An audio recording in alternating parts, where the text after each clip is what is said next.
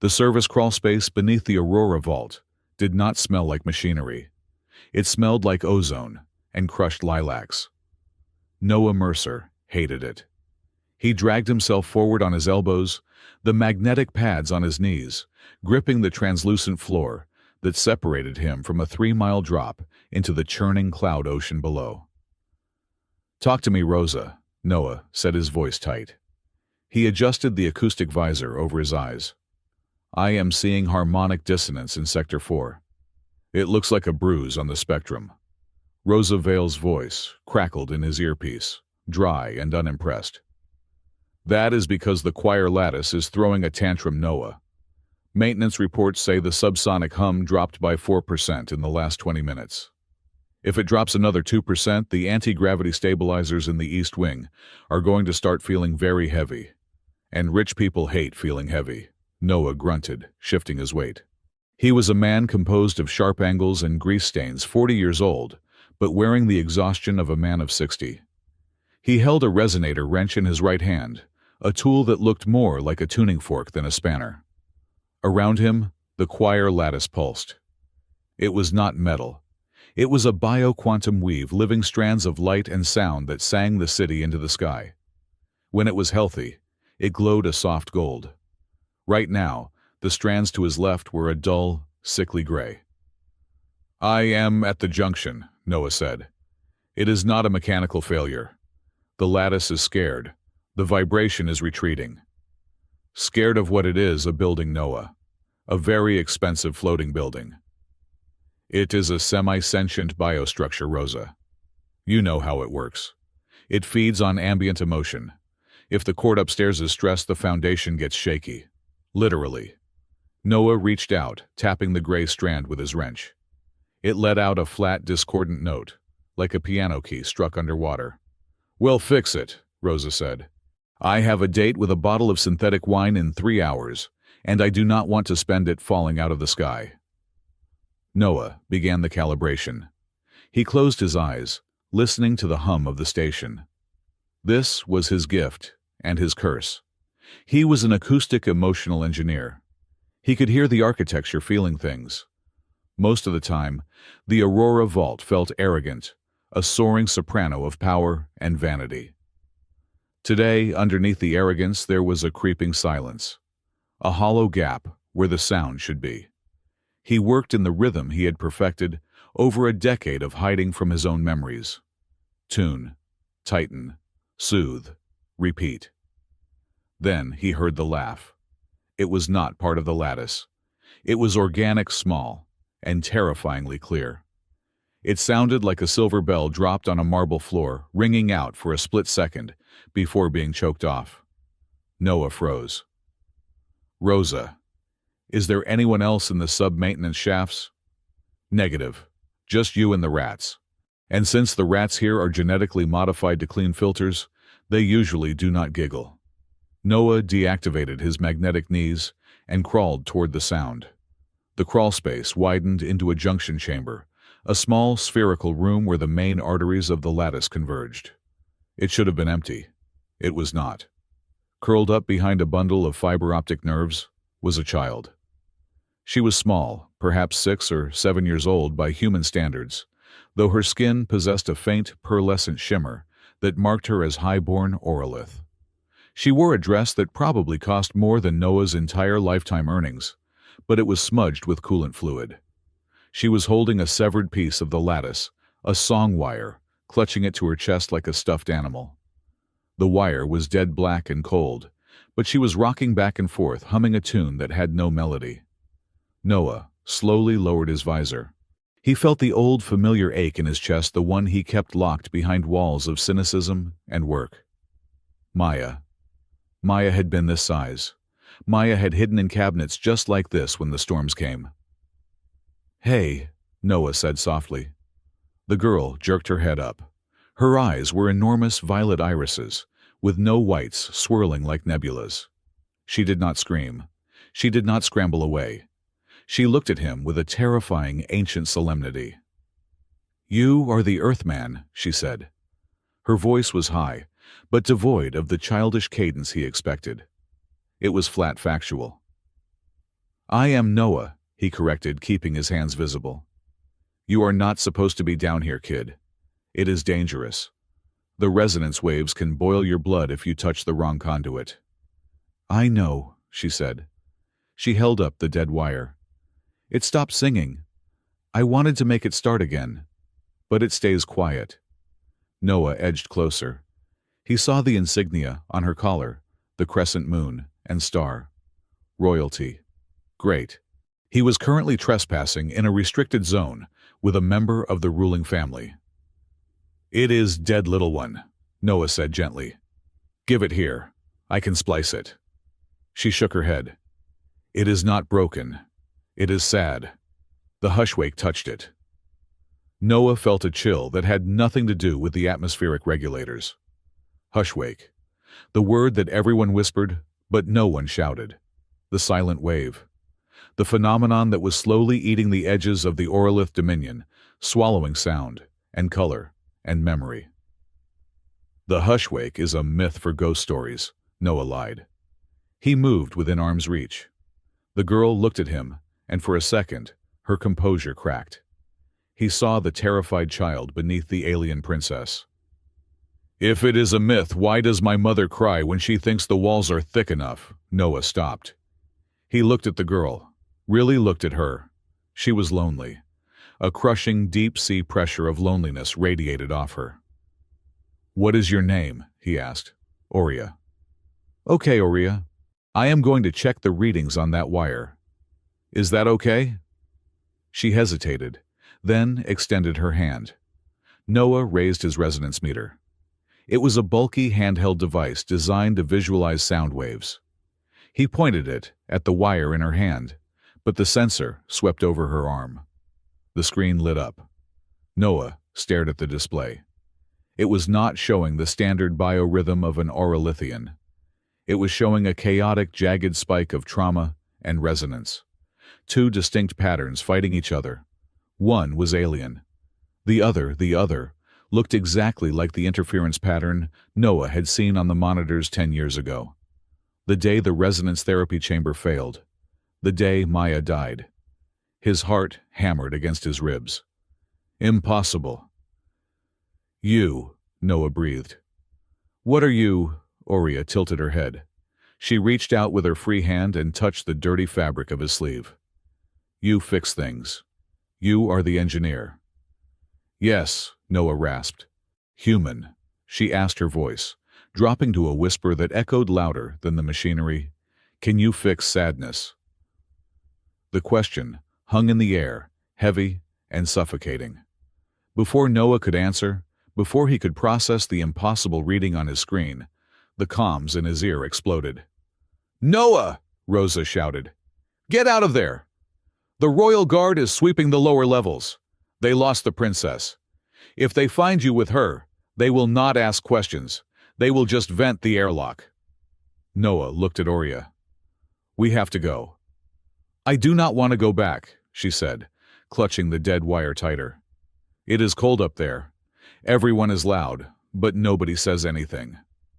I know, Noah said, surprising himself. Come on. He did not wait for permission. He scooped her up. She was light shockingly, so as if her bones were made of the same hollow glass as the palace. She buried her face in his shoulder, smelling of expensive perfume and ozone. For a second, just 1 second, Noah closed his eyes and pretended it was 10 years ago. Then he opened them, his face hardening into stone. The grand hall of the Aurora Vault was a masterpiece of intimidation. The ceiling was a dome of transparent diamond, showcasing the violet and gold swirls of the nebula outside. The floor was polished obsidian, reflecting the floating dignitaries like ghosts. Queen Melis sat on the sun throne, a construct of levitating gold shards. She was young to be a widow, young to be a queen, and far too young to look as tired as she did. She wore a gown of weaving light that changed color with her mood. Currently, it was a stoic, iron gray. The council recognizes Chancellor Sorn, the herald announced. Sorn glided forward. He was a tall man, his skin the color of polished slate, his movements fluid and predatory. He did not walk. He flowed. Your Majesty, Sorn said, his voice smooth as oil. We cannot delay the selection any longer. The Hushwake has been sighted in the 12th quadrant. We need a unifier. Someone to stand beside the throne and show the people strength. Emotion is a luxury we can no longer afford. Malus gripped the arms of her throne. Emotion powers the choir lattice chancellor. Without it, the city falls. Controlled emotion, Sorn corrected. Discipline, order. Not this messy sentimentality that seems to plague your administration. Rhea Calder, standing to the queen's left, cleared her throat. She was the royal archivist, a woman with wild hair and ink-stained fingers who looked perpetually late for a meeting. With all due respect, Chancellor, the last time we tried pure logic to run the grid, the sewage recycling plant reversed its flow. I am still washing the smell out of my ceremonial robes. A few courtiers stifled giggles. Sorn did not smile. We need a partner for the throne who understands sacrifice, Sorn pressed, ignoring Rhea. Someone who is willing to cut away the dead weight to save the ship. And I suppose you are volunteering, Malus asked, her voice cold. I serve only the Dominion, Sorn bowed. But if the burden must be carried, suddenly, the ambient hum of the hall died.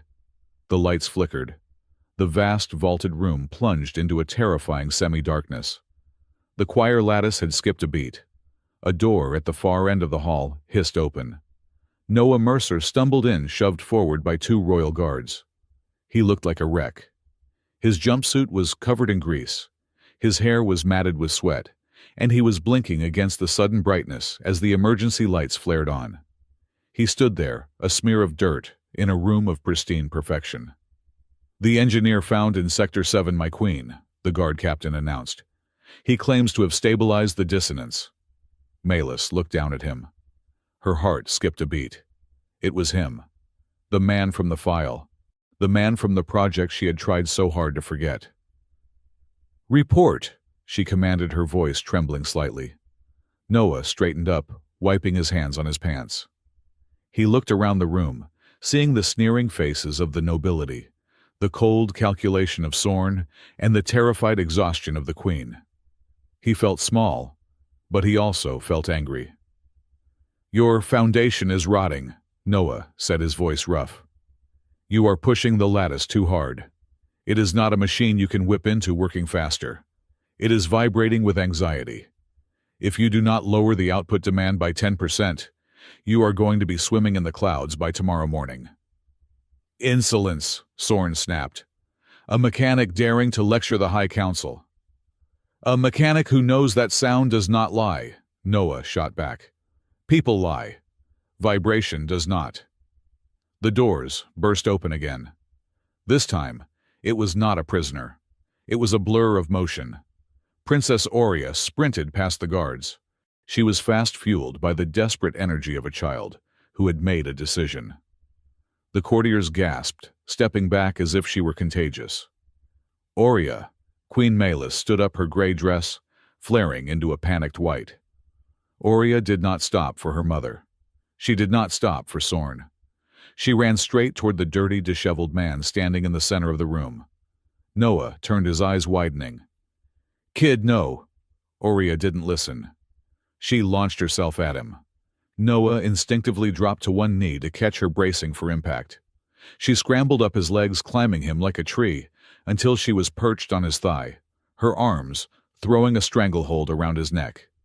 She buried her face in the crook of his shoulder, right where the grease stain was darkest.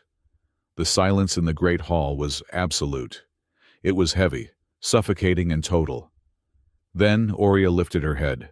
She looked at the queen, then at Sorn, and finally settled her gaze on the frozen crowd. Can I sit on your lap, Earthfather? She asked.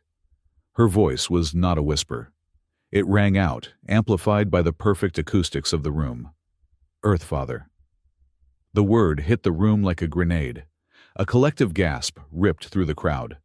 The nobility looked horrified, clutching their pearls and data pads. To call a human father, a human, a species known for its chaotic short lifespan, was blasphemy. It was worse than blasphemy. It was biological treason. Noah, felt his blood turn to ice. He stopped breathing.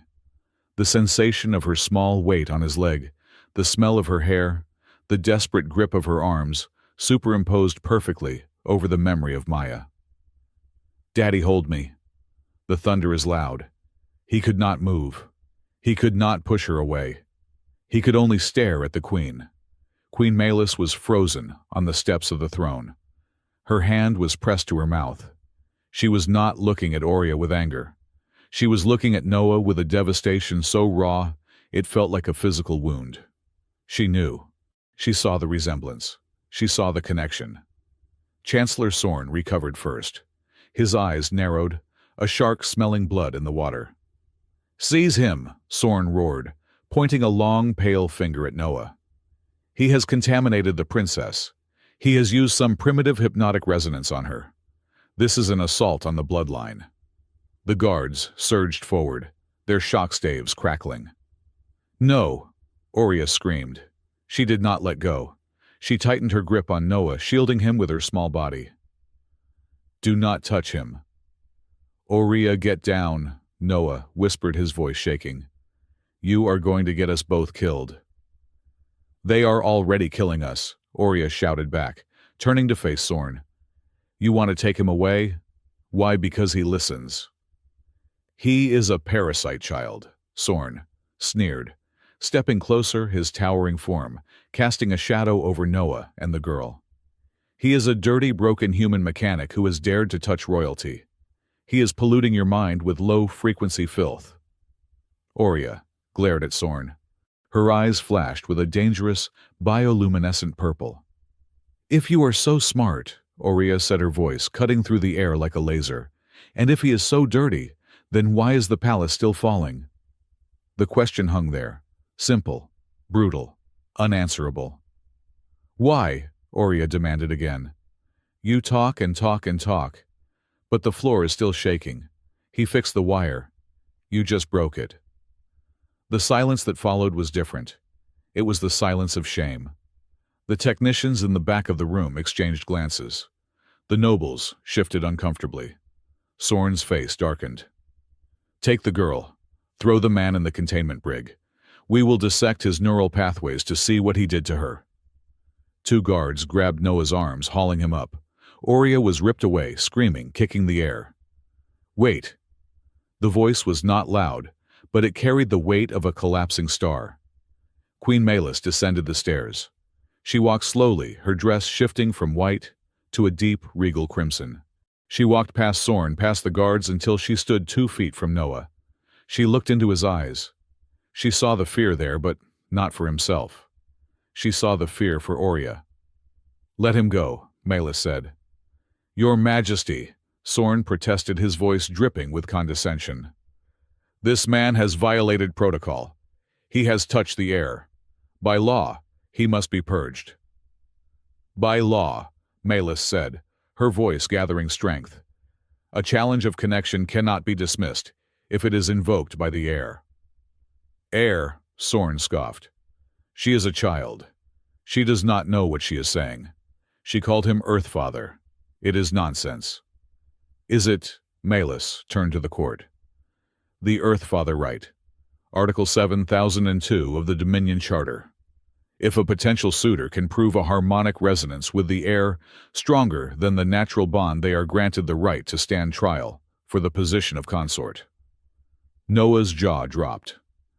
"Your Majesty, with all due respect, I am a mechanic. I am not a suitor. I just want to fix the pipes." "Silence," Melis commanded, though her eyes softened for a fraction of a second. "Chancellor Sorn, you demanded a selection. You demanded we find someone to stand against the Hushwake. My daughter has made a choice. Do you deny the princess her right to test that choice?" Sorn looked at Noah, then at Oria, and finally at the queen. A cruel smile played on his lips. He saw an opportunity.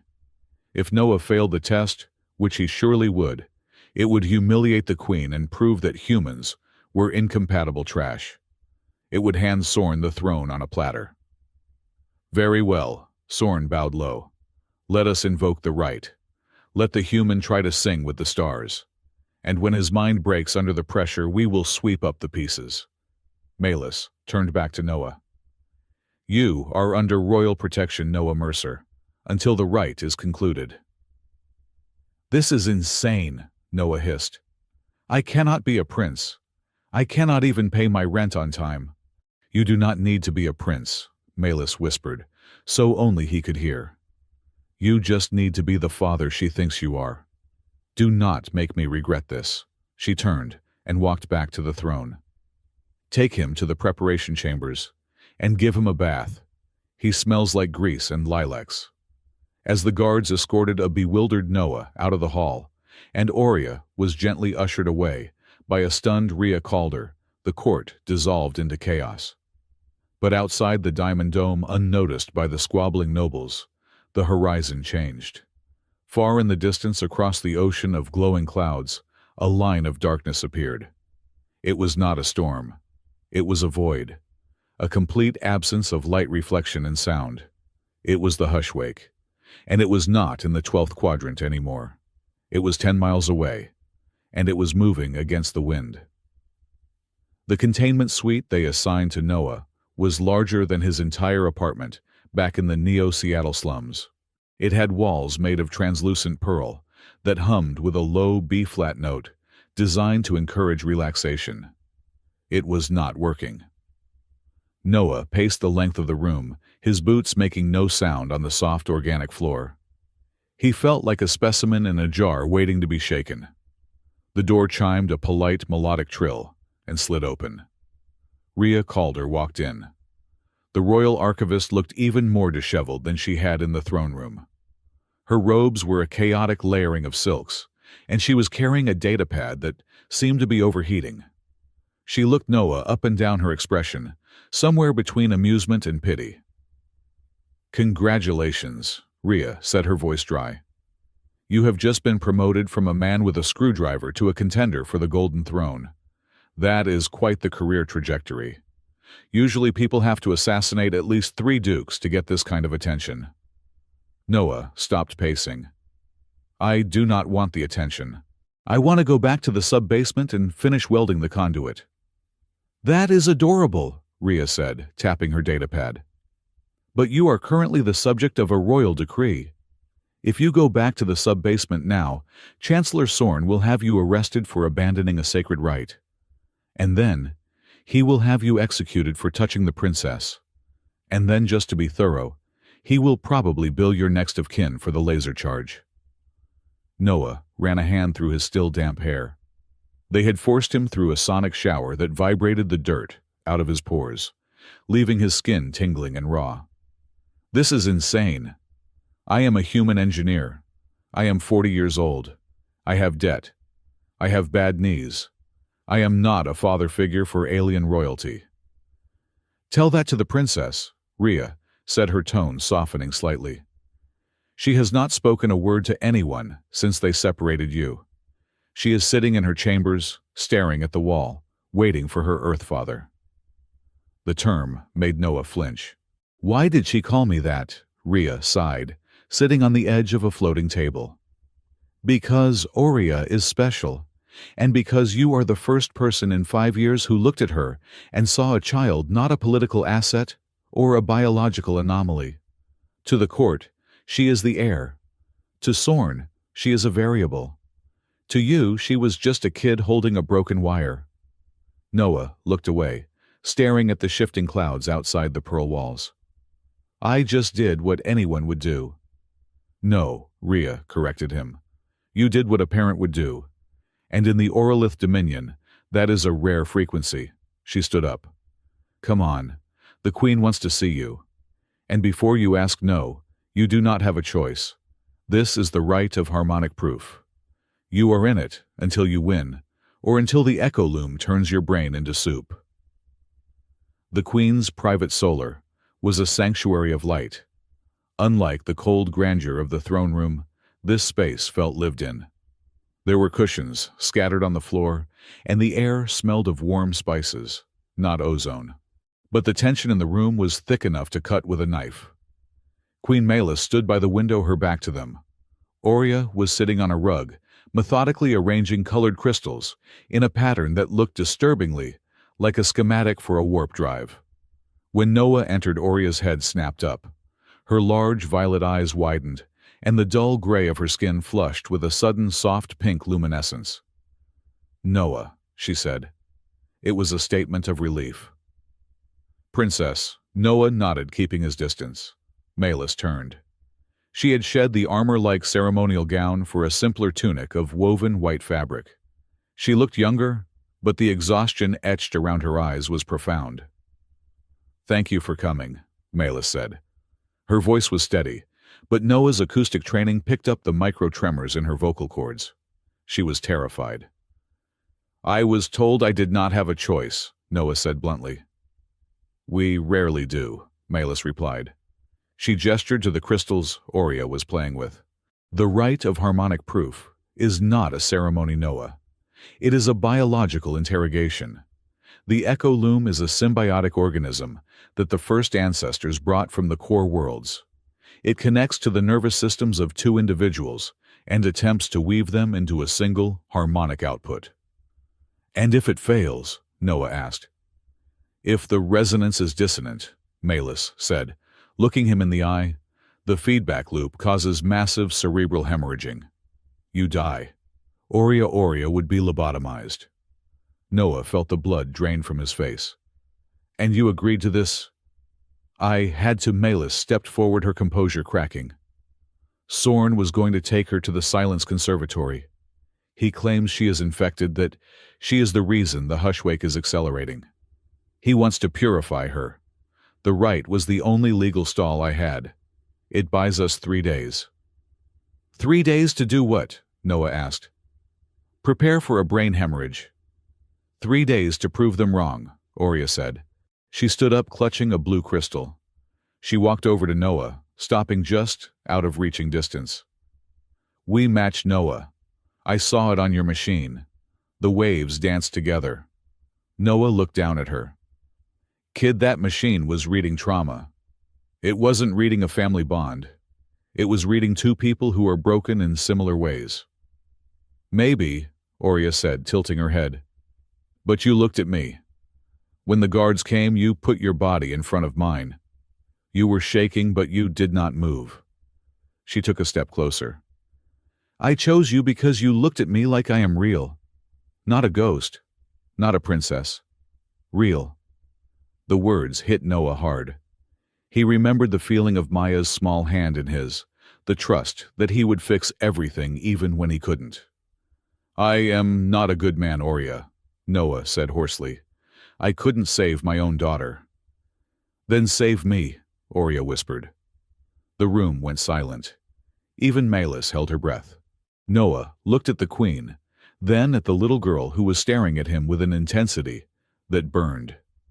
He let out a long, ragged sigh, rubbing the back of his neck. Okay, Noah said. Okay, what do we have to do? The training began 2 hours later. It was not physical training. It was sensory calibration. They sat in the center of the solar, cross-legged on the floor. Rhea Calder sat in the corner, ostensibly monitoring the session, but actually eating a bag of dried starfruit and offering commentary. The choir lattice is not just background noise, Noah explained, his voice low and focused. It is a language. Every vibration tells you the structural integrity of the section it comes from.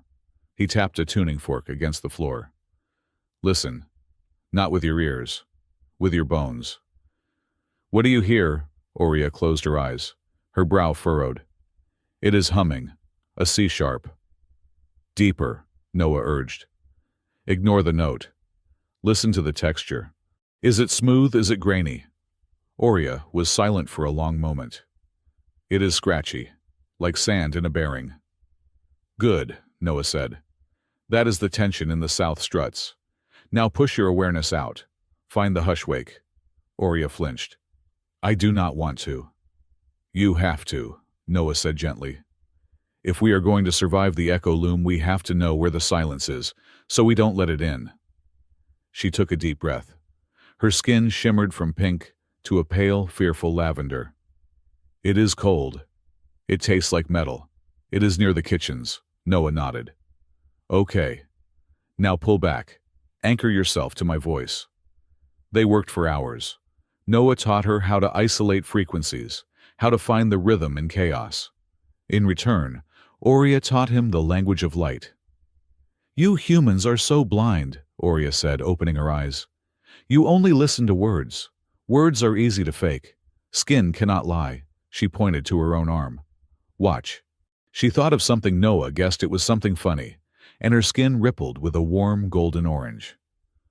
This is joy, or amusement. Then the color shifted to a muddy dull green. This is disgust, like when Chancellor Sorn smiles. Noah chuckled. Okay, what is blue? Truth, Aurea said. Deep cobalt blue. It is the color of the lattice when it is healthy. And red.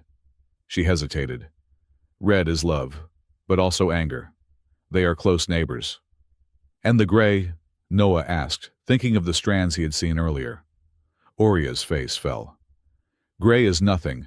Gray is the hush.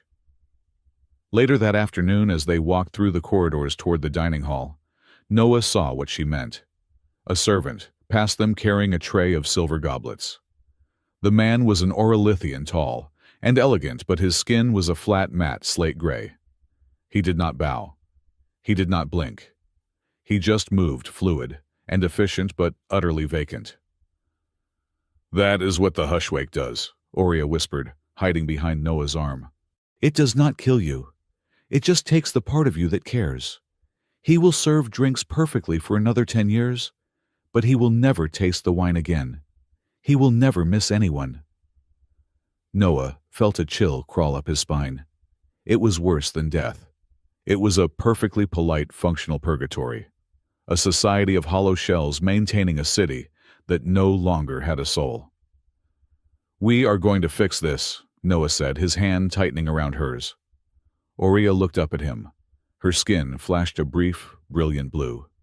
Chancellor Sorn stood in his office looking out at the endless clouds. The office was dark, lit only by the bioluminescent bacteria in the wall tanks. The preparations are complete, Sorn asked, not turning around. General Kale, the commander of the Royal Guard, stood at attention. Yes, Chancellor. The Echo Loom has been moved from the stasis vaults. It is restless. Good, Sorn said. And the engineer? He is training with the princess. The reports say they are achieving basic harmonic synchronization. Sorn turned a thin smile on his lips. Basic synchronization will not be enough. The loom demands absolute emotional transparency. A human mind is a clutter of contradictions. He will fail, and when he screams, the council will see that emotion is a weakness. And if he succeeds, Kale asked, the loom is powerful. If they bond with it. If they bond with it, Sorn interrupted, his eyes gleaming. Then we will have a weapon that can broadcast commands directly into the nervous system of every citizen in the Dominion. Do you think I care about the throne, Kale? The throne is a chair. The loom is a voice of God. Sorn walked over to a map of the city. He traced the line where the hushwake was advancing. Let the queen have her romance. Let the human play father. In 2 days, I will either have a martyr to justify martial law or a living amplifier to enforce absolute order. Either way, the chaos ends. Night fell over the Aurora Vault. The clouds below ceased their glowing, turning into a deep, bruising purple ocean. Noah could not sleep. The silence of the room was too loud. He wandered out onto the balcony that connected his suite to the royal gardens. He found Queen Melis there. She was leaning against the railing, staring out at the void. Her skin was dim, the bioluminescence faded to a faint, ghostly white. She looked like a statue made of salt. You should be resting, Noah said softly. Melis did not jump. She turned her head slowly. I do not sleep much these days. The silence gets louder at night. Noah moved to stand beside her. I saw a servant today. One of the gray ones. One of the hushed, Melis corrected. Yes. It started in the lower districts. Now it is in the palace. It takes the grief first, then the joy, then the love. Eventually, you are just efficient. She looked at her hands. Sometimes I envy them. It must be peaceful. To not worry if your daughter is going to die. To not feel the guilt of 1,000 years of history pressing on your neck. Peaceful is not the word I would use, Noah said. Empty. I have been there, Malus. After my daughter died, I spent 2 years trying to turn myself off. I worked 20 hours a day. I didn't talk to anyone. I thought if I just became a machine, the pain would stop. Malus turned to face him fully. Did it? No, Noah said. It just waited. Pain is patient. Love is too. Malus let out a bitter laugh. In this court, love is a liability. Soren calls it a chaotic variable. He says we need to evolve past it to survive the Hushwake. Soren is wrong, Noah said firmly. The Hushwake feeds on apathy. It eats the connections between people. If you stop loving, you are just serving yourself up on a platter. Malus looked at him, her eyes searching his face. You speak like a heretic. Here love is a private thing. To show it is weak, to fight for it is treason. Then maybe you need more rebels, Noah said. The wind whipped Malus's hair across her face.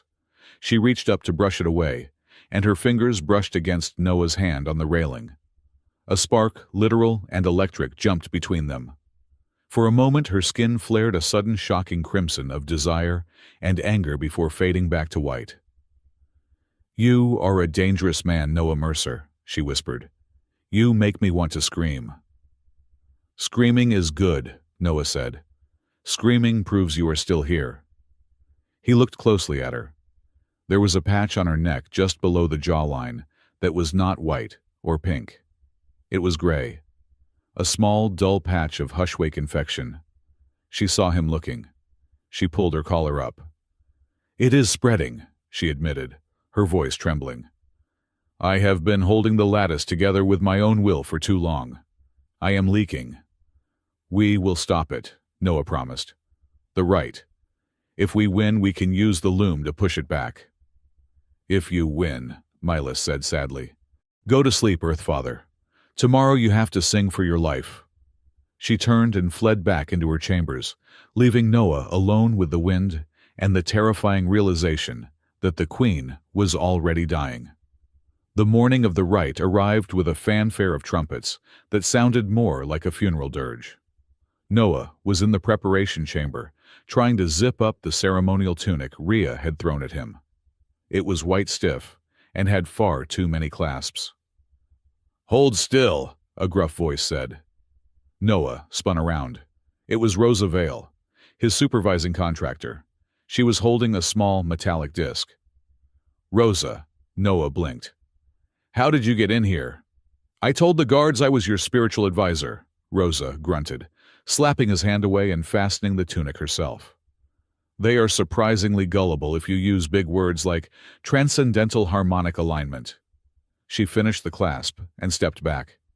Listen to me. Soren is going to cheat.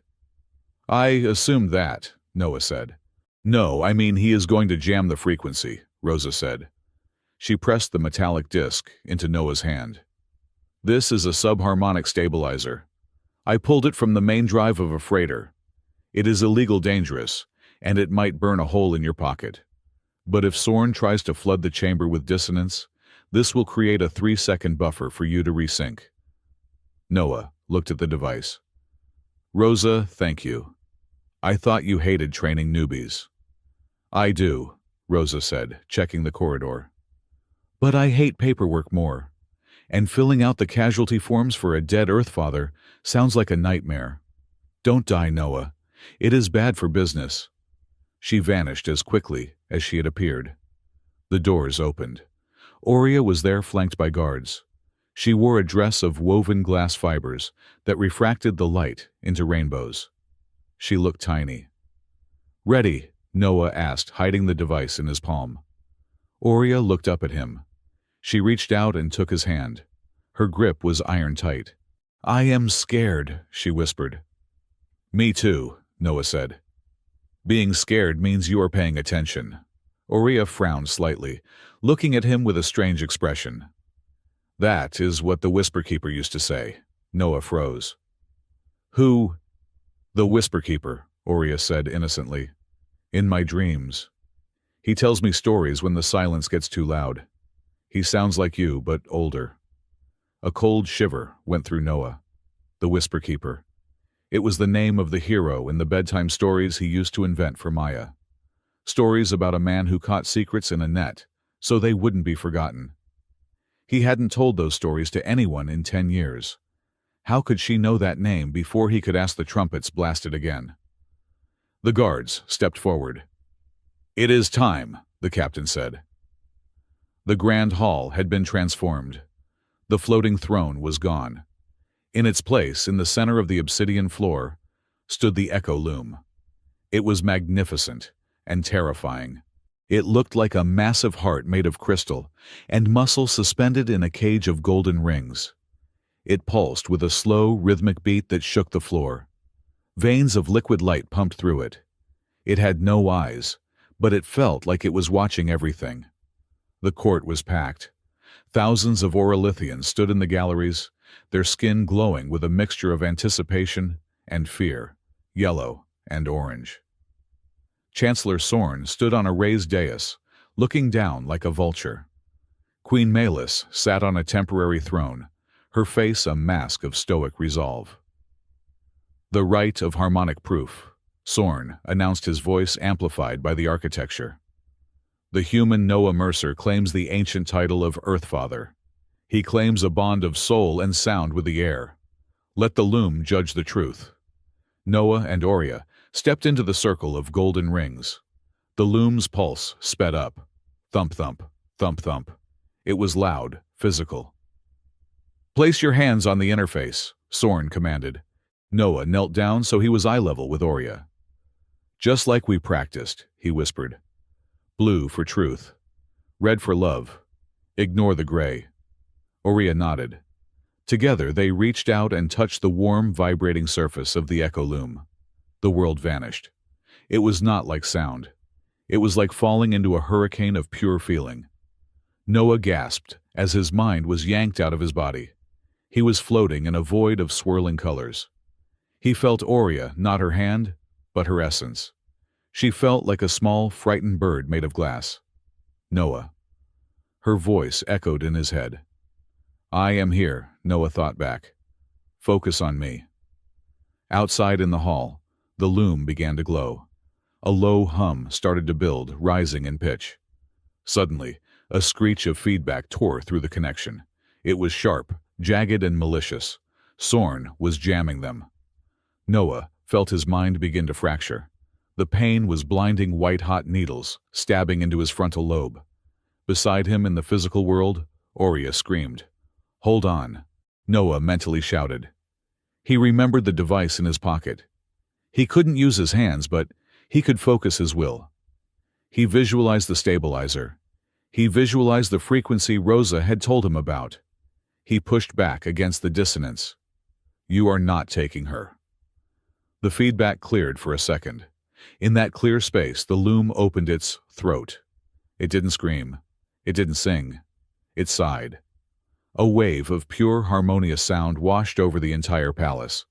It was the sound of a parent exhaling after a long day. The sound of safety. The floor of the grand hall vibrated. The glass dome overhead rang like a bell. And in the center of the swirl, Noah saw something. A memory that wasn't his. He saw a laboratory. He saw a young Queen Melis arguing with a human scientist. He saw a test tube containing a swirling nebulous light. And he saw the label on the scientist's data pad. Project Revival, Neural Mapping of Subject M. Mercer. Noah's heart stopped. M. Mercer. Maya. The connection snapped. The loom flared with a blinding white light, throwing Noah and Oria back. They landed hard on the obsidian floor. The silence that followed was absolute. Then, the loom began to change color. It shifted from white to blue, then to red, then to a deep, resonant gold. It was singing. A complex, beautiful melody that wove two distinct themes together. the heavy, grounded rhythm of earth, and the soaring, ethereal melody of Orolith. Sorn gripped the railing of his dais, his knuckles white. Impossible! Queen Melis stood up, tears streaming down her face.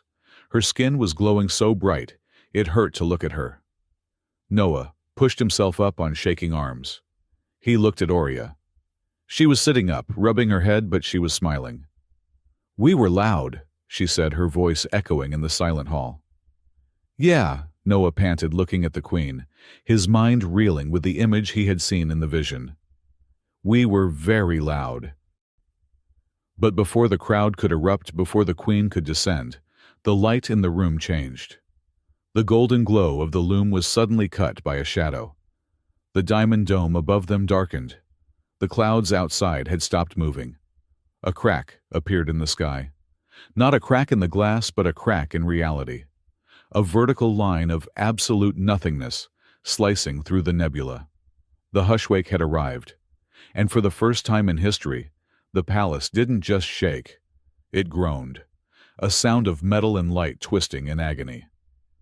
"The barrier!" a guard screamed. "The acoustic barrier is failing." Sorn pointed a trembling finger at Noah. He did this. His chaotic emotions shattered the shield. "Arrest him." "No!" Melis shouted, running down the steps.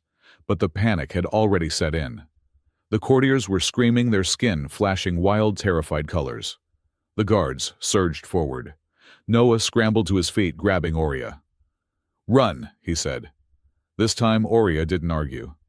She grabbed his hand, and together they sprinted toward the side exit, just as the first wave of unnatural silence crashed against the hull of the Aurora vault. The contact with the echo loom was not cold, as Noah had expected. It was wet. It felt like plunging his hand into a bucket of warm mercury that possessed a pulse. The surface of the living crystal yielded under his palm, suctioning against his skin with a biological eagerness that made his stomach turn. Beside him, Princess Aurea did not flinch. Her small hand was buried deep in the interface, her eyes wide and violet, staring at nothing. "Do not fight it," Noah whispered, though he wasn't sure if his voice was working anymore. "Just let it listen." Then the world turned inside out. It was not a visual transition. It was acoustic. The ambient hum of the grand hall, the shuffling of feet, the whisper of silk, the distant drone of the ventilation vanished instantly. In its place was a roaring silence that felt like falling from a great height. Noah was no longer standing on the obsidian floor. He was standing inside a melody. He looked down at his body, but he did not have one. He was a frequency, a rough, jagged waveform of grief and stubbornness, vibrating in a void of indigo light. And he was not alone. "Hello." The thought did not come from him. It rippled through the indigo like a stone dropped in a pond. Noah turned his consciousness toward the source. He saw a shape. It was small, compressed and terrified. It looked like a knot of white light pulled so tight it was almost invisible. Aurea Noah projected the thought. The knot tightened. "Do not look at me. I am too big. I take up too much room." Noah felt his heart break, even without a physical heart. He stepped or floated closer to the knot of light. He wasn't seeing the princess now. He wasn't seeing the heir to the Orolith dominion. He was seeing her soul. And her soul was trying to disappear. He saw images flashing within the light. Not a grand palace, but a closet. A small, dark space behind a bulkhead where a very young Aurea sat with her knees pulled to her chest, holding her breath. She was counting seconds. 1, 2, 3. Trying to be as quiet as the dust motes floating in the air. "Why are you hiding?" Noah asked, his mental voice gentle. "If I am quiet," the thought voice whispered, "maybe the sadness will not find me. Mother says the noise attracts the bad things, so I practice being nothing." It was a child's logic, brutal and flawless. If she didn't exist, she couldn't be hurt, and she couldn't hurt the crumbling empire her mother was trying to hold together. Noah reached out. He didn't have hands, but he wrapped his frequency around her tightly wound knot. "You do not have to be nothing, kid. You are allowed to be loud. The knot shivered. But the hushwake. To hell with the hushwake, Noah pushed back, letting his own anger bleed into the connection. Silence is the enemy. Noise is life. Scream if you have to. The connection flipped. Suddenly, Noah wasn't the observer. He was the observed. He felt Oria's consciousness pushing into him, curious and innocent. She walked through his mind like a visitor in a museum. She bypassed the walls he had built, the cynicism, the sarcasm, the technical jargon. She went straight to the basement. No, Noah panicked. Not there. But he couldn't stop her. The echo loom demanded truth, and truth was not something you could lock away. Oria stood in the memory. It was a sterile white room. The air smelled of antiseptic and ozone. A man younger, with less gray in his beard and more light in his eyes, was adjusting a headset on a small human girl. Maya. She was 7. She had missing front teeth and a laugh that sounded like a hiccup. "Dad," the memory. Maya said, swinging her legs on the exam table. "Is it going to hurt?" "No, sweetie," the memory, Noah said. He was smiling, but Noah the observer could taste the ambition in that smile. The arrogance. He thought he was curing neural dissonance. He thought he was saving the world. "It will feel like a tickle. Just a little hum." "Okay," Maya said. She looked at the machine, then back at him. "Dad, make it gentle." "I will," memory, Noah promised. He flipped the switch. The memory dissolved into a blinding flash of red warning lights and the sound of a scream that had echoed in Noah's nightmares for 3,650 days. In the void of the echo loom, the current Noah screamed again. He tried to tear himself away. He couldn't bear for Oria to see the failure, the moment he broke his own life. But Oria didn't pull away.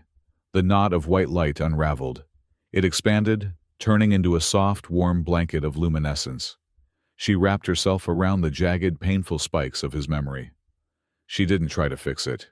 She didn't judge it. She just sat with it. She was brave. Oria's voice came through clear and strong. Noah stopped fighting. She was. "And she trusted you," Oria said. "She still trusts you. The echo does not leave just because the sound stops." The image of Maya faded, but the feeling of her small hand remained.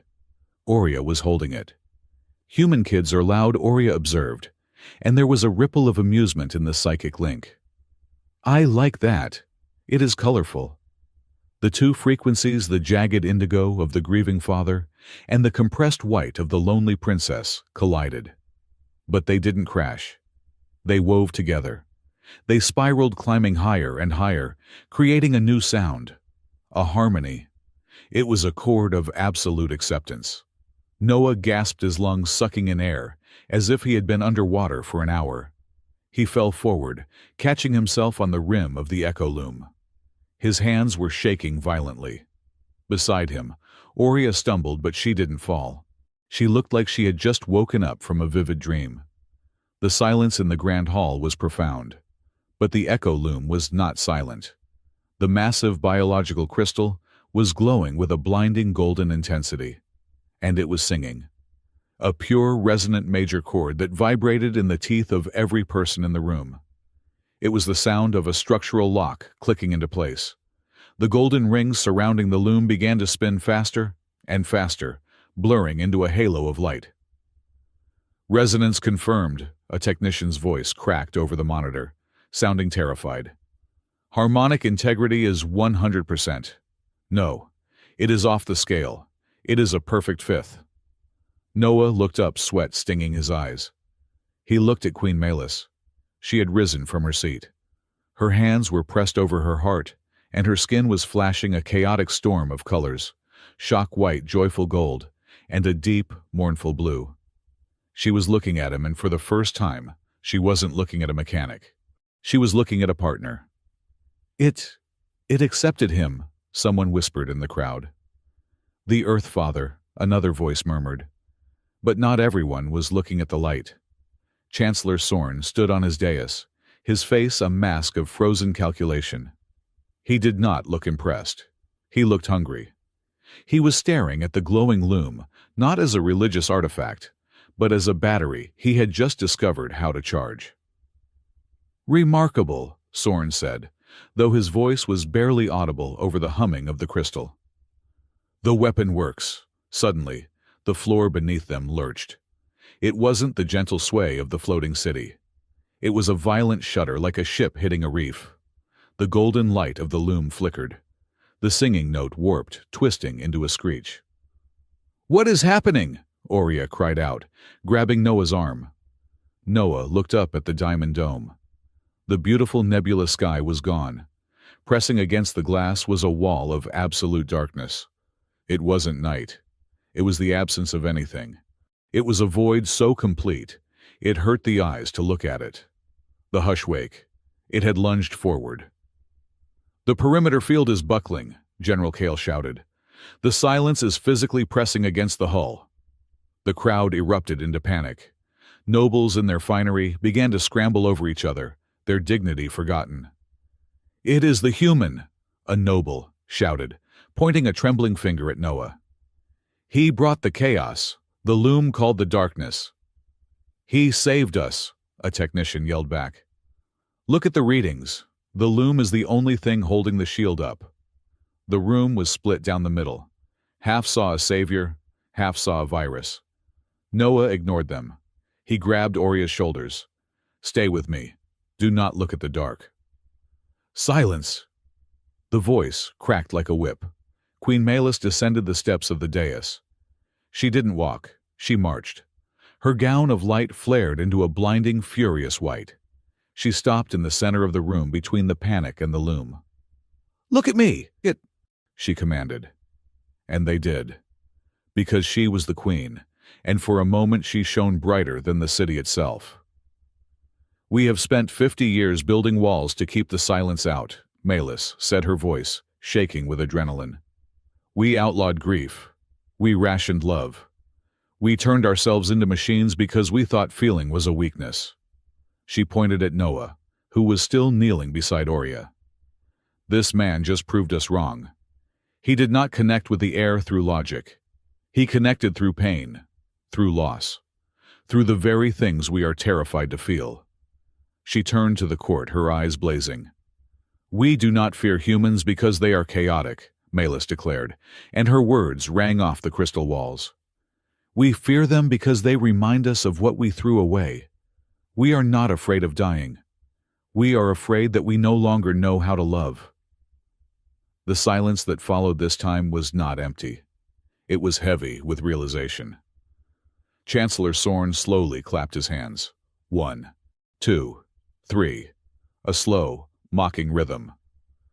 "A beautiful speech, Your Majesty," Soren said, descending from his perch. "Truly moving. But poetry does not reinforce structural integrity. The hushwake is here, and your experiment has destabilized the defense grid." He gestured to the guards. "Escort the princess to the secure bunker, and take the human to the holding cells until we can determine if he is a conduit or a casualty." "I am the queen," Melis shouted. "And I am the Chancellor of Defense during a planetary emergency," Soren countered smoothly. "Protocol Alpha 9 overrides royal decree when the integrity of the capital is at risk." He smiled at Noah. It was a smile that promised scalpels and microscopes. "Excellent show, Earthfather. Now the adults need to work." The holding cell was not the nice one with the pearl walls. It was a metal box in the security wing, smelling of rust and old fear. Noah sat on the bench, his head in his hands. He could still feel the phantom sensation of the echo loom, the overwhelming warmth of Oria's mind. "Nice speech she gave," a voice said from the shadows. Noah looked up. Rosa Vale was leaning against the force field door, picking her teeth with a sliver of plastic. "Rosa," Noah breathed. "Get me out of here. Soren is going to dissect me." "Working on it," Rosa said. "But we have a bigger problem. The city is listing. About 4 degrees to port. Someone cut the primary acoustic cables in Sector 12. "The hushwake?" Noah asked. "No," Rosa said grimly. Hushwake dissolves things. These cables were cut. With a plasma cutter. Precision work. This was sabotage, Noah. Noah stood up. Sorn. He is creating a crisis to justify taking control. Obviously, Rosa rolled her eyes. But here is the kicker. He didn't cut the cables himself. And the logs show the access codes used belong to the royal house. Noah frowned. Malus would never sink her own ship. Maybe not, Rosa said. But someone wants it to look like she did. Look, the power grid is fluctuating. I can loop the security feed for 30 seconds. You need to run. I can't leave Aurea, Noah said. Sorn took her. The kid is in the Silence Conservatory, Rosa said. It is the most secure room in the palace. Or it was until the power started failing. The lights in the corridor flickered and died. The force field hummed, then vanished. Go, Rosa hissed. I will try to keep the cameras blind. Do not die. I mean it. Noah didn't hesitate. He sprinted out of the cell, turning left toward the royal wing. The palace was in chaos. The tilt of the city was noticeable now. The floor was slanted at a steep angle. Noah had to run with one hand on the wall to keep from sliding. Alarms were blaring a rhythmic, dissonant pulse that made his teeth ache. He reached the corridor leading to the conservatory. It was empty. Suspiciously empty. Then he felt it. The temperature dropped 20 degrees in a single step. The sound of the alarms faded, not because they stopped, but because the air refused to carry the vibration. A hushed zone. A breach had opened here. The hushwake was leaking in. Noah held his breath. He knew that breathing the silence was dangerous. It dulled the mind. He saw the door to the conservatory ahead. It was sealed. Through the small observation window, he saw Aurea. She was curled up in the corner of the room. The air around her was gray and thick like heavy smoke. The bioluminescence of the plants in the room had gone dark. Aurea's skin was a dull, flat slate color. Her eyes were open but empty. She was fading. The silence was eating her. Noah hammered on the door panel. Aurea opened the door. No response. The electronic lock was dead. Damn it! Noah looked around. He needed to break the silence. He needed a vibration strong enough to shatter the suppression field inside. He grabbed a heavy metal fire extinguisher from the wall. He smashed it against the door. Clang. The sound died instantly. The silence swallowed it before it could echo. It wasn't working. Physical force wasn't enough. The lattice, Noah thought. It runs on emotion. Sound is just the carrier. He pressed his forehead against the cold glass. He closed his eyes. He thought of the moment in the loom. He thought of the little girl hiding in the closet. He needed to sing.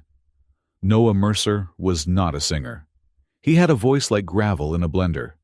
But he didn't need to be pitch perfect. He needed to be true. He started to hum, low in his throat, a vibration that started in his chest. He hummed the melody he used to hum for Maya when the thunderstorms rolled in off the Pacific. A simple, three-note lullaby. Safe. Here. Warm. He pushed the sound, not just with his breath but with his memory. He poured the feeling of the blanket, the hot cocoa, the smell of rain into the note. The glass against his forehead vibrated. Inside the room, the gray smoke swirled. Noah sang louder. The words were old and nonsensical. Rain comes down, washing the street. Sleep now, little bird, rest your feet.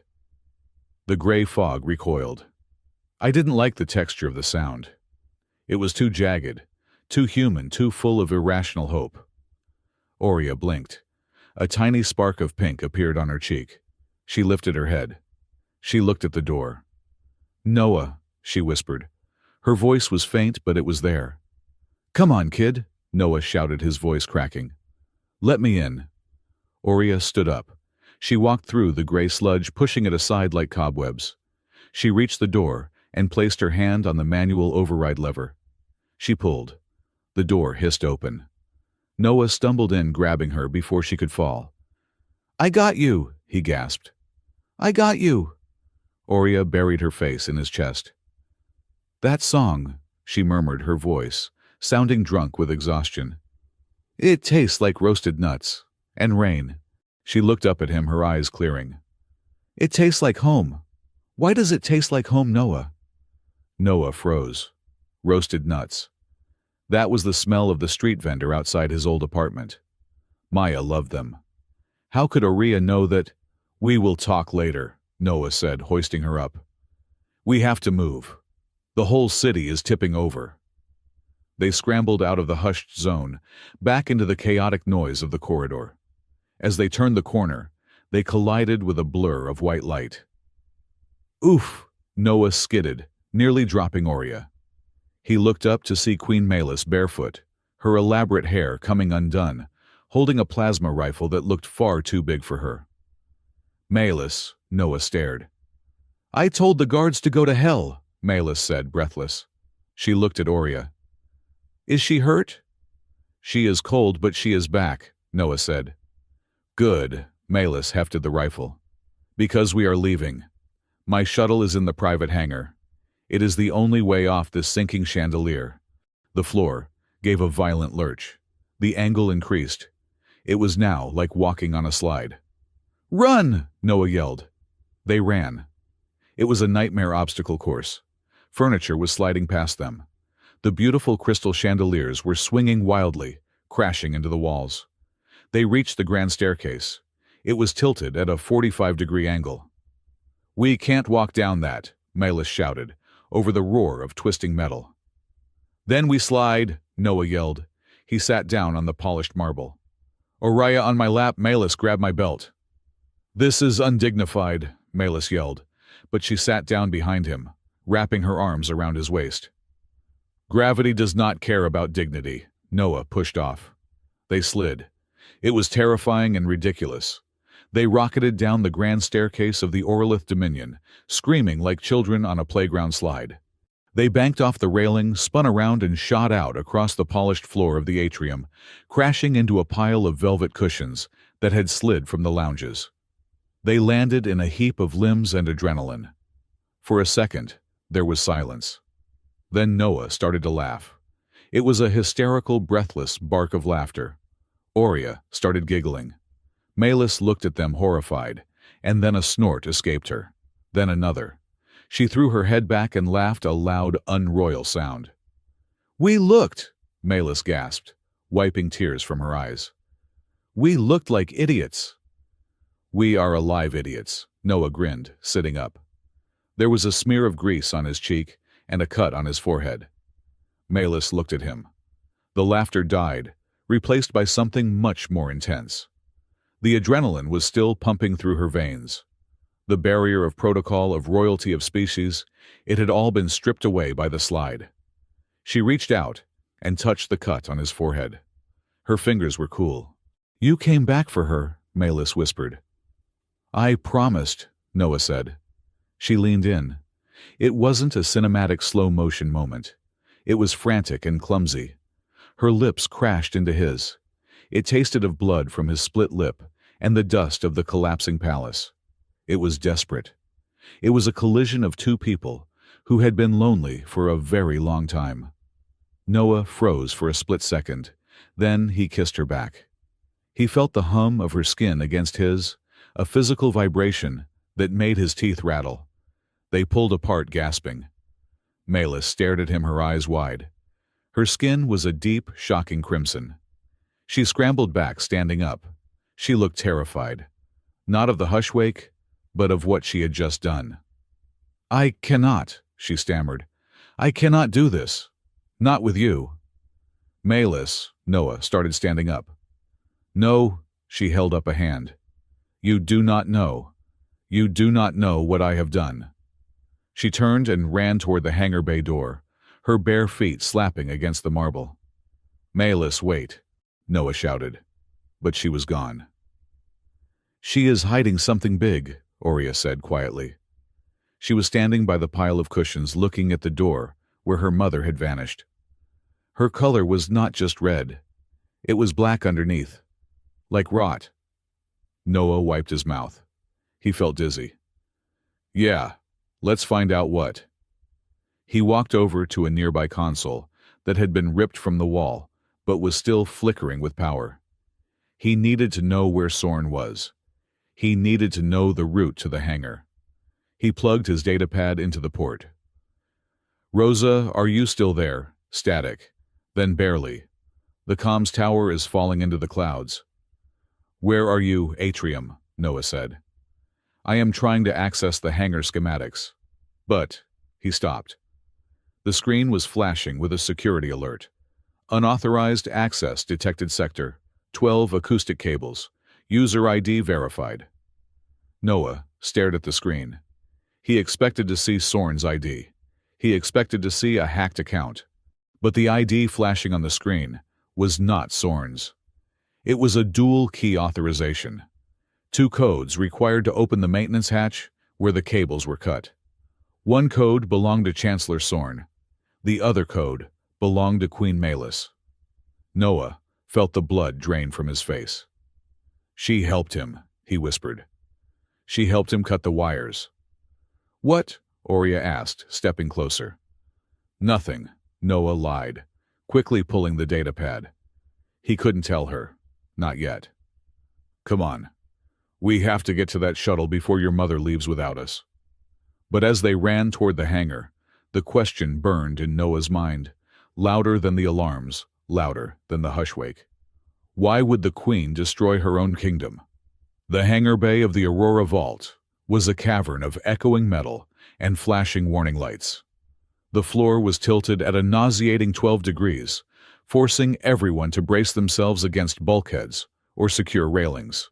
The shuttle, the Queen's personal escape vessel, sat clamped to the deck, its engines whining in a pitch that grated against the teeth. Noah Mercer skidded into the bay, holding Princess Oria tight against his chest. He saw the shuttle. He saw the open ramp. And then he saw the wall of white uniforms blocking their path. Chancellor Sorn stood in the center of the phalanx of royal guards. He looked unbothered by the screaming alarms or the listing floor. He looked like a man who had finally tidied up a messy room. "There is nowhere to run, Earthfather," Sorn said. His voice was not shouted, but it cut through the mechanical noise with terrifying clarity. "The acoustic stabilizers are offline. The city is dying, and you are the cancer." Noah backed up, looking for an exit. The door behind them hissed shut and locked with a heavy metallic thud. Trapped. "I saw the logs, Sorn," Noah shouted, putting Oria down but keeping a hand on her shoulder. "I saw who used the codes to cut the cables. You used the Queen's override." Sorn smiled a thin, pitying expression. "I am the Chancellor. I do not need overrides. I simply implemented a necessary quarantine. And you, Noah Mercer, are the pathogen." He turned to the guards. "Arrest him. The charge is high treason and biological sabotage." 2 guards stepped forward, their shock staves humming with violet energy. "No!" Oria screamed. She stepped in front of Noah, spreading her small arms wide. "He did not break anything. He fixed the loom." "He fixed me." "Move aside, child," Sorn said coldly. "He has infected you with chaotic resonance. Look at the palace. It is shaking apart because of the instability he introduced." "It is shaking because you cut the wires," Oria yelled back, her voice cracking. Queen Malus stepped out from behind the line of guards. She was not holding the plasma rifle anymore. She was flanked by 2 officers who were gripping her arms, not aggressively, but firmly enough to show she was not in command. "Malus," Noah breathed. "Tell them." Malus looked at Noah. Her face was pale, drained of all bioluminescence. She looked like a ghost, haunting her own life. "Chancellor," Malus said, her voice hollow. "The human is under my protection." "Your protection is revoked, Majesty," Sorn said smoothly. "The Council has invoked Article 12. In the event of a monarch's mental compromise, command falls to the Chancellor. You are unwell, Malus. The hushwake has clouded your judgment." Sorn pulled a datapad from his belt and held it out to the Queen. "Sign the confinement order, Malus. If you do not, I will have the human liquidated right here as an immediate threat. If you sign, he goes to the brig. He lives. Noah looked at Malus. He saw the trap tightening around her throat. Do not do it, Noah said. He is going to kill me anyway. Malus looked at Noah, and for a second, the mask slipped. Noah saw the sheer, unadulterated terror in her eyes. Not for herself, but for him. She took the stylus. Her hand was trembling so violently she could barely hold it. I am sorry, she whispered. She pressed the stylus to the pad. Excellent, Soren said, snatching the pad back. Take him. The guards lunged. Noah fought, swinging a fist into a helmet, but a shock staff slammed into his ribs, sending a convulsion of agony through his nervous system. He hit the deck hard. Noah! Oria cried. She tried to run to him, but a guard grabbed her by the back of her dress, hoisting her up like a doll. Oria kicked and thrashed, tears streaming down her face. She looked at Soren, then at the guards, and finally locked eyes with the captain of the guard. You cannot arrest a dad, she sobbed, a laugh, bubbling up through the tears, a sound of pure heartbreak. That is illegal in my heart. You cannot take him. The captain flinched. The visor obscured his face, but he hesitated. The raw, childish logic of the statement seemed to pierce through the military conditioning. Take her to the conservatory, Soren ordered, his voice sharpening. And get the human out of my sight. As they dragged Noah away, his vision blurring from the pain, the last thing he saw was Malus standing alone on the listing deck, her hands at her sides, watching him go. She was not crying. She was standing with the rigid, brittle posture of a woman who had just broken her own soul to keep a promise. The brig was dark. Not the comforting dark of night, but the oppressive, heavy dark of a tomb. The power was fluctuating, causing the containment fields to flicker on and off in a nauseating rhythm. Noah sat on the floor, his back against the cold metal. His ribs throbbed with every breath. He had failed. He had failed Maya. And now, he had failed Oria. It was a perfect circle of incompetence.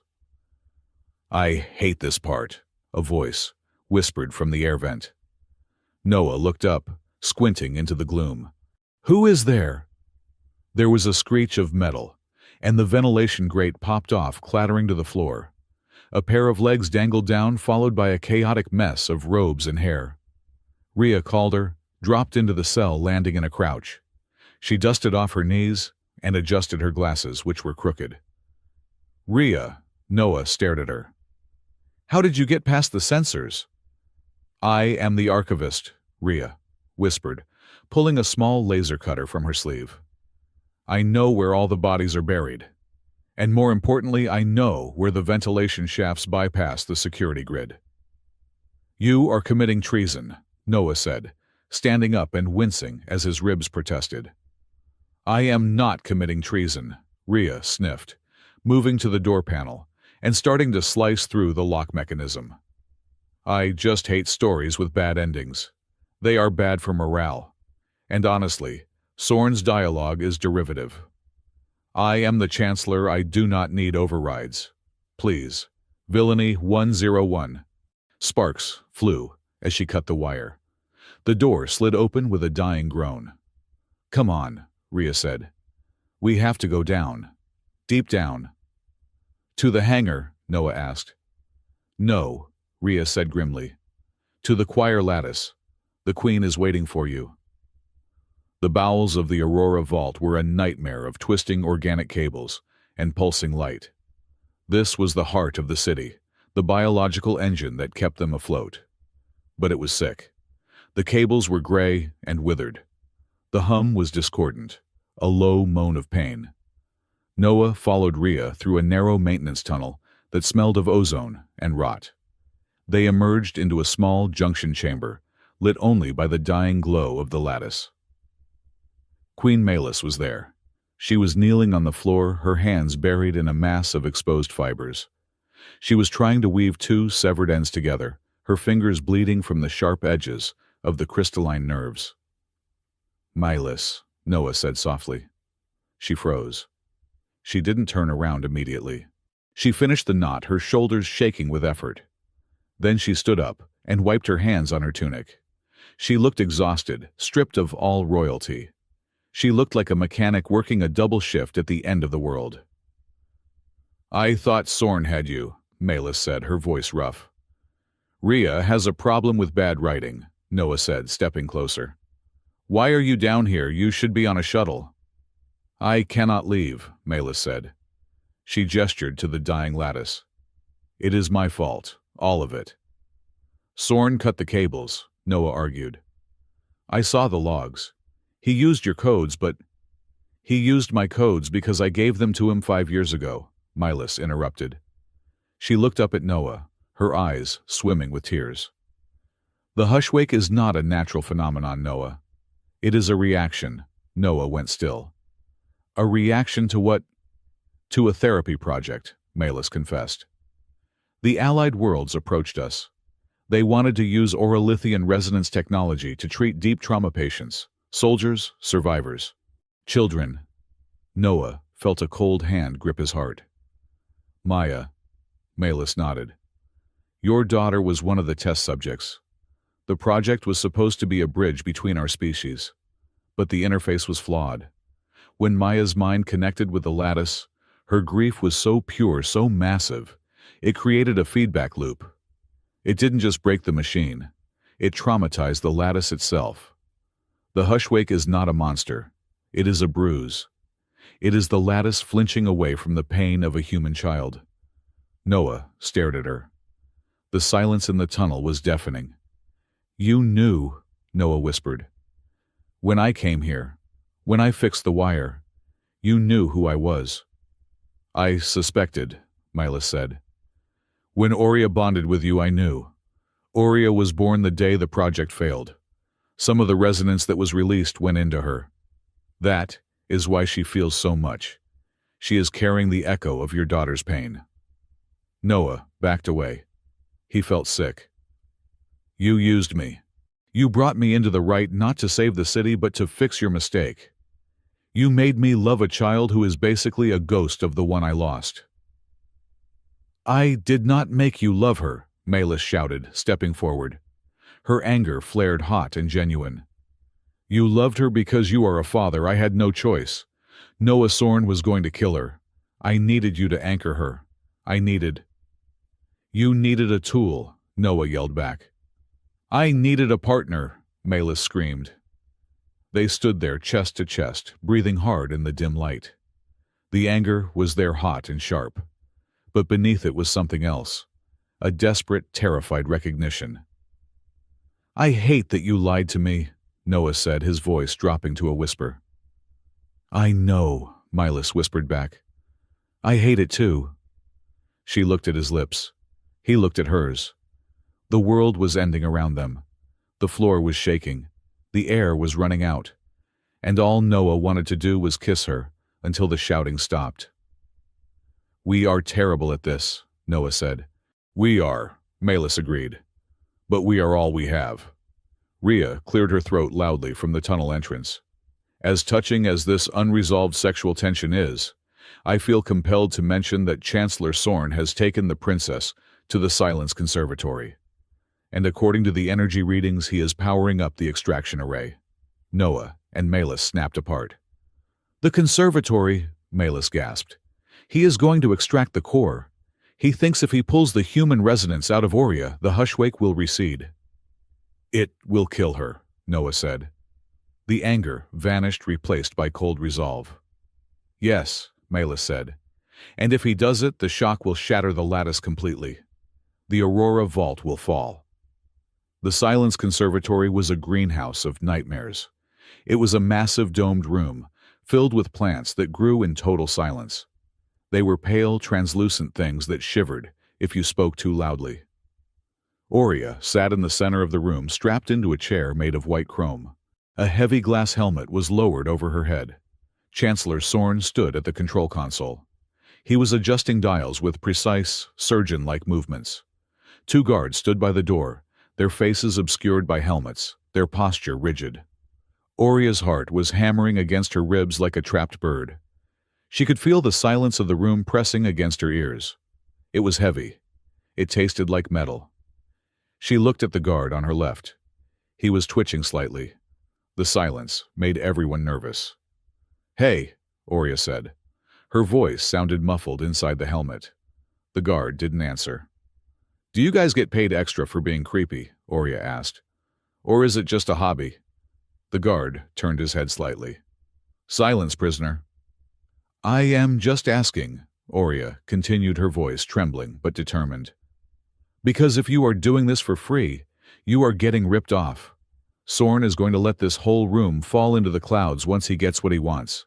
You know that, right?" "He said we would be evacuated," the guard muttered. "He lies," Oria said. "He told me he liked my dress once. And look at me now.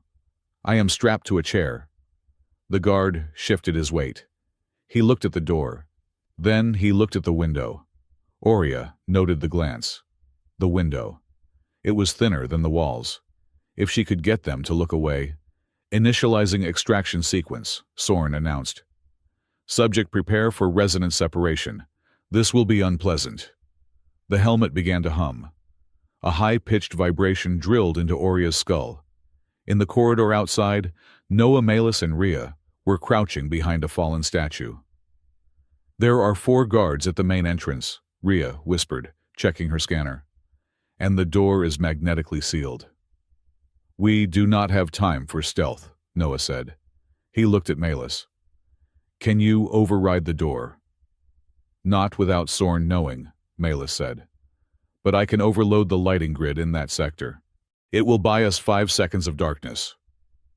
5 seconds is enough," Noah said. "Noah," Rhea grabbed his arm. "Wait, look at the readings." She turned her scanner screen toward him. "The extraction has started. The hushwake is reacting. It is surging toward the conservatory.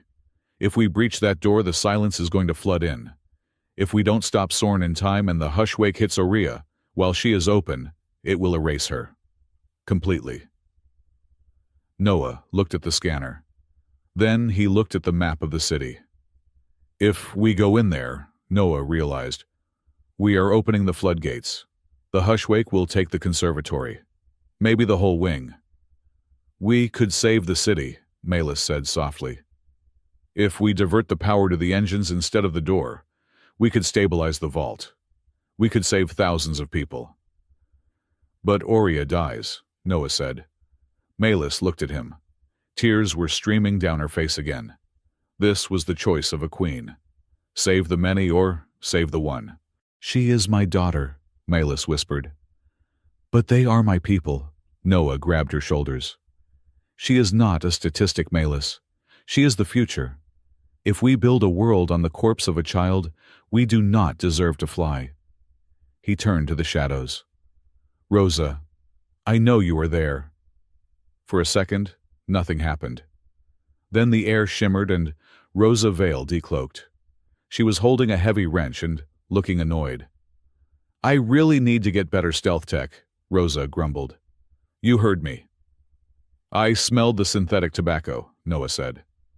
"Rosa, we need a third option." Rosa looked at the door, then at Noah. "You want to be a hero, Noah. Heroes die, usually screaming."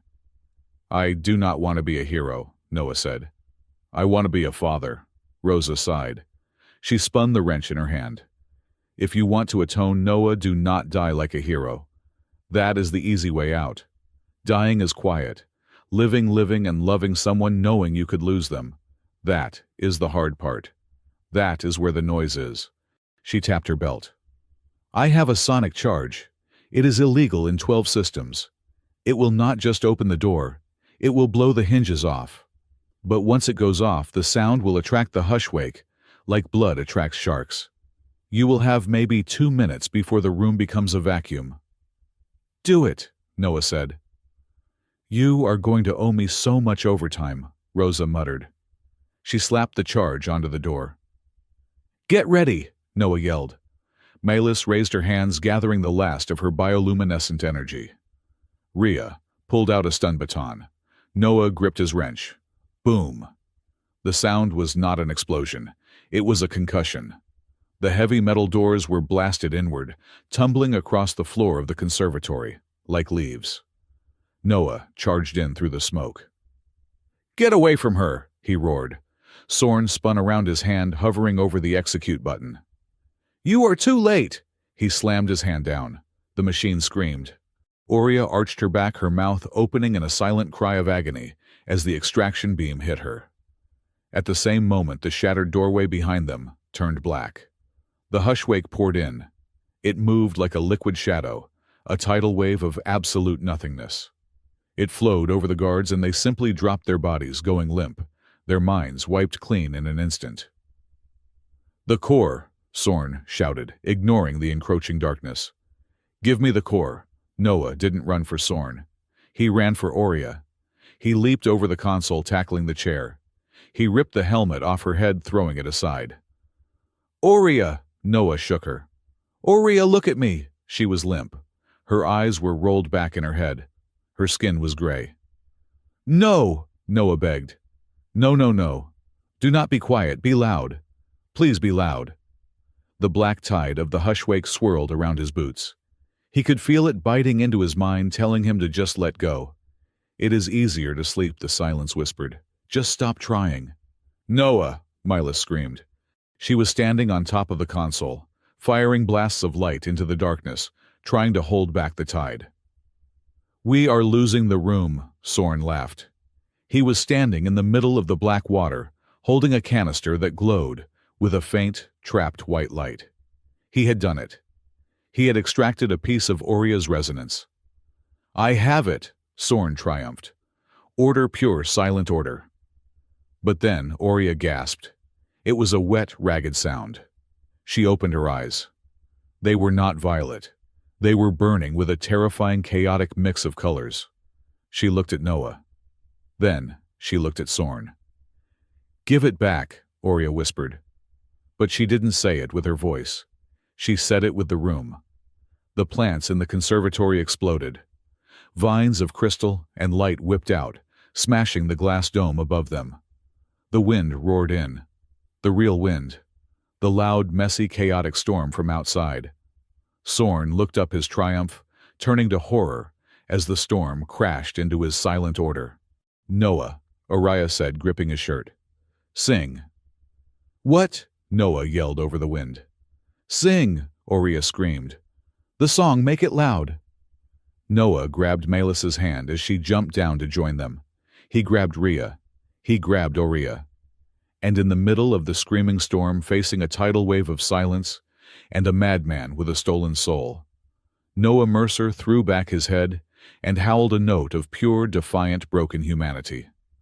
The palace shuddered. And then, for the first time in 1,000 years, the Aurora Vault screamed back. The Silence Conservatory was no longer a room. It was a throat, and it was swallowing them whole. The hushwake did not move like water or smoke. It moved like ink dropped into a glass of clear water, curling and expanding with a terrifying heavy grace. It possessed mass. When it touched the floor, the marble did not just stop vibrating. It seemed to cease existing, turning into a flat gray void that refused to reflect light. Noah Mercer stood in the center of the storm, his boots vanishing into the rising tide of nothingness. He opened his mouth to scream Aurea's name, but the sound died before it passed his lips. It was a physical sensation, like swallowing a mouthful of dry cotton. The vibration of his vocal cords was simply absorbed, eaten by the hungry air. "Be loud," Aurea had said. But how could you be loud in a vacuum? Above him, Queen Melis was fighting a war of light. She stood atop the shattered remains of the control console, her body a beacon of blinding white bioluminescence. She was burning her own life force, converting her royal resonance into physical photons to push back the dark. Every time the black tide lunged toward Aurea, Melis threw up a wall of brilliance, but the light was flickering. She was exhausted. "It is fascinating, is it not?" The voice vibrated directly into Noah's skull. It did not travel through the air. It was a bone conduction transmission, amplified by the technology Chancellor Sorn was wearing. Sorn stood near the back of the room, encased in a personal harmonic dampener field. He held the canister, the core he had extracted from Aurea, clutched to his chest. He looked like a man who had finally solved a difficult equation. "You are trying to shout," Soren's voice echoed in Noah's head, smooth and patronizing. "But the Hushwake does not understand volume. It only understands entropy. It seeks the lowest energy state, silence, peace." Noah scrambled forward, wading through the heavy silence. His legs felt like lead.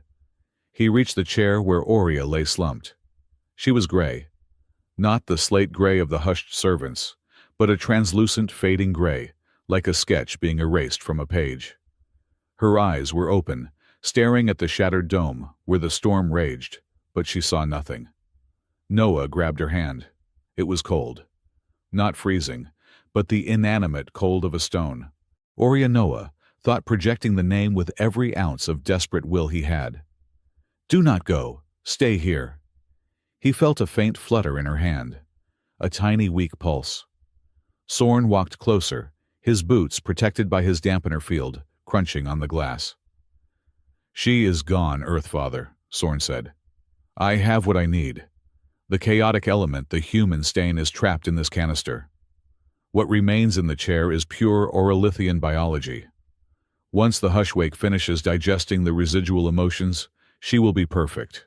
A perfect silent vessel." Noah turned to look at Soren. The rage that exploded in his chest was so hot it almost hurt. "She is a child," Noah mouthed. The words were silent, but his lips shaped them with violence. Soren tapped his earpiece, allowing Noah's voice to be synthesized into the bone conduction link. "She is a structural vulnerability," Soren corrected. "You look at her and see a daughter. I look at her and see a crack in the dam. If I do not seal her, the ocean comes in. A child is not worth an empire, Noah. Surely as an engineer you understand the concept of acceptable losses." Noah stood up. He released Aurea's hand. He stepped toward Soren. "You want order?" Noah said, his synthesized voice rasping in the link. "You think silence is order. But it is not. It is just death with a tidy label." "Death is a part of life," Soren replied, checking the readings on the canister. "The Dominion has spent 1,000 years trying to be a song that never ends. We are exhausted. Perhaps it is time to rest." "No," Noah said. "It is time to wake up." Noah closed his eyes. He stopped trying to scream with his lungs. He remembered the echo loom. He remembered how it felt to be inside the music. He reached into the deepest, darkest pocket of his memory. He bypassed the grief of the funeral. He bypassed the anger of the divorce. He went to the kitchen in his old apartment on a Tuesday morning. He remembered the smell of burnt toast, the sound of a cartoon playing on the television, a chaotic, loud, annoying screech of a bird. He remembered Maya laughing because she had spilled milk on the cat. It was a messy memory. It was imperfect. It was irritating and loud and incredibly beautifully real. Noah grabbed that memory, and he threw it. He didn't throw it at Soren. He threw it at the silence. Splat. The Hushwake rippled. It was visible. The black ink shuddered as if something solid had hit it. The silence recoiled. Soren frowned. "What are you doing?" Noah didn't answer. He threw another one. The time he scraped his knee. The time he got a parking ticket. The time he fell in love with a woman who laughed like a hyena. He bombarded the room with the sheer, gritty texture of human existence. "Stop it," Soren commanded, stepping back. "You are creating dissonance." "I am creating life," Noah roared, and this time a faint, scratchy sound actually escaped his lips. The air was beginning to vibrate again. Above them, Queen Melis saw what he was doing. She saw the black tide retreating, confused by the jagged, nonsensical rhythm of Noah's memories. She understood. "Rhea," Melis shouted, her voice thin but audible. "The archives open the history files. All of them." Rhea, Calder, crouching behind the wreckage of the door, didn't ask questions. She tapped her datapad furiously. "Broadcasting on all frequencies. Brace for impact. I am playing the great debate of the Third Dynasty. It is 6 hours of people shouting about tax reform. A wall of noise hit the room. It wasn't music. It was the recorded history of a civilization. Arguments, speeches, court jests, gossip. The hushwake writhed. It hated this. It wanted pure tones or silence. It couldn't digest the complexity of a tax dispute. Sorn staggered. The canister in his arms began to vibrate violently. The core of Aurea, the human chaos he had trapped, was reacting to the noise. It wanted to rejoin the chorus. No, Sorn yelled, wrestling with the device. Stabilize, dampen. He turned the dial on his harmonic field to maximum. He pointed a suppression emitter at Noah. You want to be loud, Sorn snarled. Then scream while you die. A beam of concentrated sonic pressure fired from Sorn's emitter. It was designed to liquefy organs. Noah didn't move. He didn't dodge. He stood directly in front of Aurea's chair, but the beam never hit him. A figure dropped from the ceiling. It was not a guard. It was Melis. She landed between Noah and the beam. She didn't use a shield. She threw her arms wide and caught the sound. Her body absorbed the impact. She cried out a sound of pure agony, but she didn't fall. Her skin flared with a light so intense it turned the gray room white. Melis, Noah shouted. Get her! Melis gasped, her bioluminescence flickering wildly, her skin turning bruised and dark where the sound had hit her. Get my daughter! She lunged at Sorn. It was not a royal attack. It was a brawl. She tackled the Chancellor, dragging him down into the black sludge of the hushwake. You mad woman! Sorn shrieked, striking at her with the canister. You are destroying the crown. I am saving the family, Melis yelled back, biting his hand. The canister flew from Sorn's grip. It skittered across the floor, spinning toward the edge of the shattered dome, toward the drop into the clouds. The core, Sorn scrambled after it, abandoning his fight with the Queen. He was obsessed. He needed the device. Noah saw the canister sliding. He saw Aurea in the chair. He saw Melis bleeding on the floor. He made his choice. He turned his back on the weapon. He turned his back on Sorn. He grabbed Aurea's face in his hands. Aurea, Noah said. The air was loud now, filled with the roar of the wind and Rhea's broadcast. Aurea, listen to me. I am not going to tell you a story about a princess today. He leaned his forehead against hers. I am going to tell you about a dad who was scared, Noah whispered. He was so scared he forgot how to sing. But then, he met a little girl who hid in a closet, and she taught him that it is okay to be cracked because that is how the sound gets out. Aurea's eyelids fluttered. Come back, Noah pleaded. I am here. I am right here. And I am loud. Deep within the echo loom miles away, in the center of the palace, a mechanism clicked. It had been listening. It heard the specific timbre of Noah's voice, the frequency of a parent calling a child back from the dark. The loom roared. It sent a pulse through the floor of the conservatory. It wasn't a note. It was a dissonant, grinding, beautiful chord. The hushwake shattered. Like glass dropping on concrete, the physical silence cracked. The black ink turned to gray dust, and the wind blew it away. Sorn, reaching for the canister, at the edge of the precipice, froze. He looked up as the silence evaporated. He looked at the canister, which was now dark, the light inside having returned to its source. Impossible, Sorn whispered. Love is inefficient. The wind gusted. The floor beneath Sorn, already weakened by the breach, gave way. He didn't scream.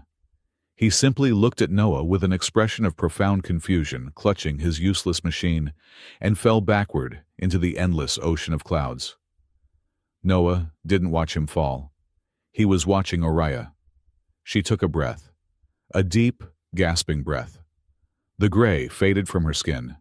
Color rushed back, not the violet of royalty, but a swirling, chaotic nebula of pink gold and earth brown. She blinked. Her eyes focused on Noah. You are heavy, she croaked. Noah laughed. It was a sob and a laugh and a cough all at once.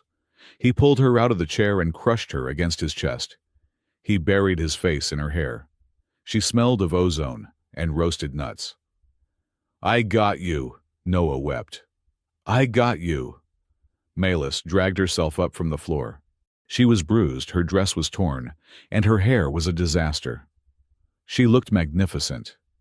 She walked over to them, her steps unsteady. She reached out and placed a hand on Noah's back, and another on Oria's head.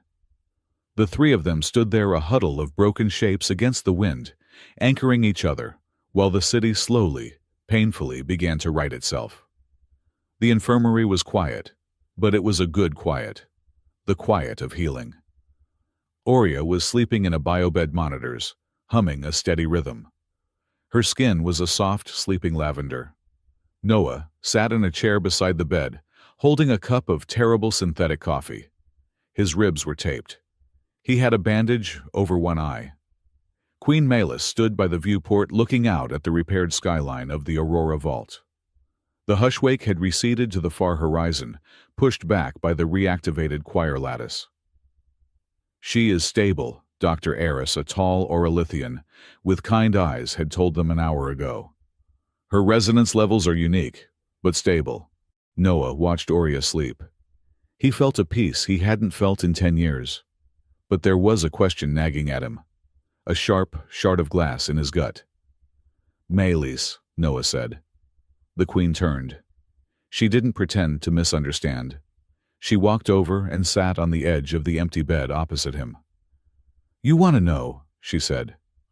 "I want to know why she smells like roasted nuts," Noah said quietly. "I want to know why she knows the name Whisperkeeper. I want to know why, when the hushwake hit her, she looked at me with eyes that were brown, not violet." Malis looked down at her hands. "I told you about the project, the resonance therapy." "You said it failed," Noah said. "You said Maya died." "Her body died," Malis said. Her voice was barely a whisper. The feedback loop was too much for a human physiology. Her heart stopped. "We tried to revive her. We failed." She looked up, meeting Noah's gaze. "But energy does not vanish, Noah. You know that. It changes form. When Maya connected to the lattice, she didn't just touch it. She imprinted it. Her neural map, her memories, her personality, her soul, if you want to call it that, it was uploaded. It was caught in the buffer." Noah stopped breathing. He set the coffee down because his hand was shaking too hard. "Where?" Noah asked. "Nowhere," Malis said. "It was just data, floating in the lattice, until 6 months later, when I was pregnant." She looked at Oria. "The hushwake was beginning. The lattice was unstable. My pregnancy was difficult. The royal physician said the fetus was not developing a resonance signature. It was empty. A stillbirth of the soul." Tears spilled down Malis's cheeks. "I was desperate. I went to the core. I prayed to the lattice. I asked it to save my child. I asked it to give her a spark." Noah closed his eyes. He knew what was coming. "The lattice answered," Malis whispered. "It found a compatible pattern. A pattern that was strong. A pattern that was full of life and noise and stubbornness. It took the map of Maya Mercer and poured it into Oria." Noah stood up. The chair scraped loudly against the floor. He walked to the window. He felt like he was falling. Maya. His Maya. She wasn't gone. She had been here the whole time, hidden in the skin of an alien princess, living a life that wasn't hers with memories that bled through in dreams. "She is not Maya," Malis said quickly, standing up. "Noah, please understand. Oria is Oria. She has her own life, her own choices. But the foundation, the emotional architecture, it is Maya. She is a hybrid, not of DNA but of soul." Noah turned around. "Did you know when you called me?" "I hoped," Malis admitted. "I saw the similarities, the way she laughed, the way she got angry. But I didn't know for sure until I saw you together." "You let me mourn her for 10 years, Noah," said his voice cracking, "while she was playing in your garden. I was afraid, Milas cried. I was afraid you would take her, or that you would hate her, or that the council would dissect her. I would never hate her, Noah said. Then, what are you feeling right now? Milas asked. I do not know, Noah shouted. I feel like I lost my daughter twice and found her once, and I do not know who I am looking at anymore. The shouting woke her. Dad! The word was small, sleepy. Noah froze. He turned to the bed. Oria was sitting up, rubbing her eyes. She looked at Noah. Her eyes were violet again, but the expression, the tilt of the head. You were shouting, Oria said. You are always shouting. Humans are so loud. She looked at Milas, then back at Noah. She sensed the tension. The air in the room was sharp with it. Oria swung her legs over the side of the bed. She slid down. She walked over to Noah. She was so small. She reached out and took his hand. I had a dream, Oria said. I was running in a place with green grass, and there was a big machine, and you were there, but you looked younger, and I asked you to make it gentle. Noah stopped breathing. And then, Oria continued, I woke up, and I was in the chair, and you were calling me. You said I didn't have to hide in the closet. She looked up at him. Her eyes searched his face with a wisdom that belonged to 2 lifetimes. Am I broken, Earth Father? She asked. Noah dropped to his knees. He was eye level with her. He looked for Maya. He saw her, in the mischief of the smile, in the bravery of the jaw. He looked for Oria. He saw her too, in the violet eyes, in the glowing skin, in the gentle way she held his hand. He had a choice. He could try to separate them. He could try to pull Maya out to demand his daughter back. But that would destroy Oria. That would kill the girl standing in front of him. Or he could accept the miracle. No, Noah whispered. You are not broken. You are a symphony. Oria smiled. It was a smile that lit up the room better than any bioluminescence. She stepped closer. She wrapped her arms around his neck. Can I sit on your lap, Earth Father? She whispered. The repetition of the question hit Noah like a physical blow. But this time, it wasn't a political stunt. It wasn't a desperate plea for safety. It was a hello. Noah lifted her up. He held her tight. He felt the weight of her, the reality of her. Always, Noah choked out. Milas watched them. She was weeping silent, silver tears. She stepped forward tentatively. Noah, she said. Noah looked at the queen over Oria's shoulder. He saw the guilt. He saw the love. He saw the woman who had dived into silence to save them both. You don't replace anyone, Noah said firmly, looking at Oria, but speaking to Milas, and to the ghost of Maya, and to himself. You add. Love isn't a pie. We don't run out of slices. He reached out his free hand. Milas took it. The circuit was closed. The resonance in the room settled into a warm, steady hum. A major chord. Epilogue, the space where noise is allowed. 3 months later, the Aurora Vault was still being repaired. Scaffolding covered the west wing, and the choir lattice was undergoing a complete retuning. But the atmosphere had changed. It was louder. In the market squares, people were arguing. Not polite debates, but real, passionate arguments about the price of skylark eggs. Children were running in the corridors. Music, actual music with drums and brass, was being played in the plazas. Noah Mercer sat on the steps of the Sun Throne. He was wearing a royal tunic, but he had rolled the sleeves up and there was a grease stain on the hem. He was holding a datapad reviewing the structural integrity reports for the new acoustic dampeners. Queen Milas sat beside him. She was not wearing the crown. She was peeling an orange. The council is complaining again, Milas said, handing him a slice. They say the new public parks are too noisy. The laughter disrupts their meditation. Tell them to buy earplugs, Noah said, taking the orange. Or better yet, tell them to go laugh a little. It is good for the digestion. Milas smiled. It was a real smile, one that reached her eyes. The gray patch on her neck was gone. Soren's trial starts tomorrow, Malis said, her voice turning serious. He still claims he was saving us. He was saving a statue, Noah said. We are saving a living thing. Living things are messy. I am still learning, Malis admitted. She leaned her head on his shoulder. Being human, it is exhausting. You feel everything, all the time. How do you stand it? We share it, Noah said, kissing the top of her head. That is the trick. You do not carry it alone. A sound of crashing glass came from the other side of the hall. Oops, Oria's voice echoed. Noah and Malis looked up. Oria was chasing a robotic cat through the pillars. She had knocked over a vase, a priceless, 3,000-year-old vase. She stopped. She looked at the broken shards.